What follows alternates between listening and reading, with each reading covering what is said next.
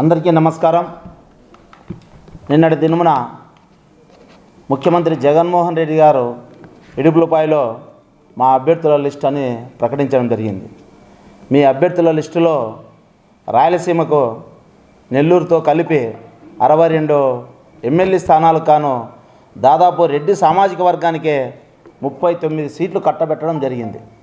అంటే majority people 62లో దాదాపు 40 సీట్లు రెడ్డి సామాజిక వర్గానికే కట్టబెట్టి నేను బీసీలకు ఏదో పెద్దగా ఉద్ధరిస్తున్నాను, బీసీలకు రాజకీయ చైతన్యం కల్పిస్తాను, రాజకీయంగా ఆర్థికంగా ఆదుకుంటాను, బీసీల ఇళ్లలో పెద్దన్న పాత్ర పోషిస్తానన్నాడు.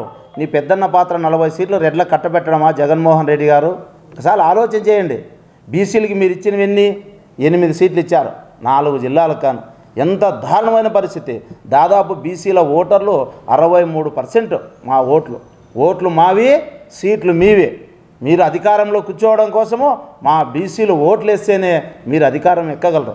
అటువంటి బీసీలకు ఇంత అన్యాయం చేసి 38 సీట్లు కట్టబెట్టడము ఏ విధంగా, ఏ ప్రాతిపదికన మీరు రెడ్డి సామాజిక వర్గానికి కట్టబెట్టారని మా బీసీల తరపున మేము ప్రశ్నిస్తున్నాం. ఈనాడు 62% ఓట్లు ఉన్న మాకు మీరు ఇచ్చిన సీట్లు ఇవే. ఎక్కడ బీసీలకు సామాజిక న్యాయం చేశారో ఒకసారి ఆలోచన చేయండి. జగన్మోహన్ రెడ్డి గారు మీరు ఏదో పెద్దగా ఉద్ధరిస్తున్నామని మాట్లాడుతున్నారు.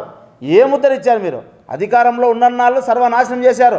బడుగు బలహీన వర్గాలు, బీసీ, ఎస్టీ, మైనార్టీలు అందరినీ కూడా దాదాపు రాష్ట్రంలో 90 మంది పైచిలకు హత్యలు చేపించారు. ఇవన్నీ రాజకీయ హత్యలు కాదా? దాదాపు భౌతికంగా 2500 పైన కేసులు కట్టించావు. ఇవన్నీ మీ ప్రభుత్వంలో జరిగినవి కాదా? వీటిపైన నోరు మీద పండి. ఎస్సీలు ఆయన బిడ్డల్ని చంపి డోర్ డెలివరీ చేసిన అనంతబాబు ఎమ్మెల్సీ గారిని కూడా మీరు ఈనాడు ఎంటగా పెట్టుకొని తిప్పుతున్నావంటే దళిత బిడ్డలు ప్రాణాలు, బీసీల ప్రాణాలు కావా? మీవేనా ప్రాణాలు? మావి ప్రాణాలు కావా? ఎందుకు మా పైన మీరు ఇంత కక్షపూరితంగా వ్యవహరిస్తున్నారో జగన్మోహన్ రెడ్డి గారు మీరు చెప్పాల్సిన సమయం ఆసన్నమైంది.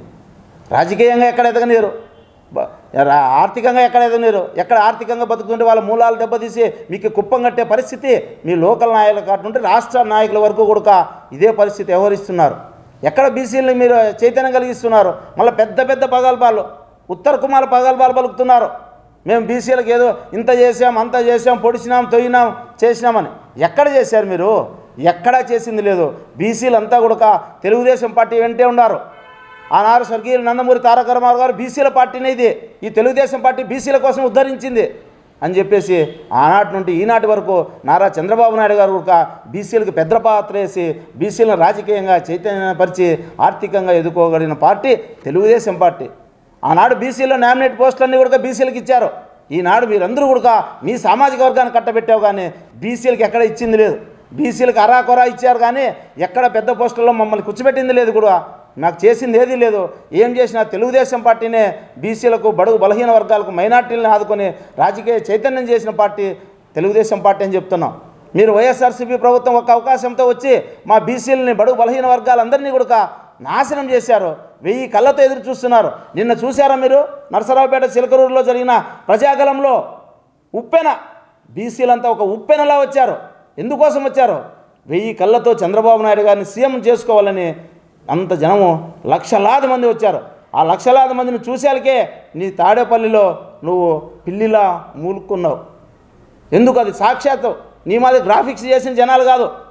20-30 కిలోమీటర్లు దాదాపు జనాలు మీటింగ్కి చేరుకోలేక ఎనుకుదారు పట్టారంటే అది ఒక మా బీసీల్లో ఉండే దమ్ము, ధైర్యం. బీసీలు ఎక్కడ ఉంటే అక్కడే విజయం తథ్యం. 2024లో జనసేన, తెలుగుదేశం, బీజేపీ పార్టీ ఆధ్వర్యంలో ముఖ్యమంత్రి చంద్రబాబు నాయుడు గారు అవుతారు. నీ భరతం పడతామని తెలుగుదేశం పార్టీ నుండి హెచ్చరిస్తున్నాం.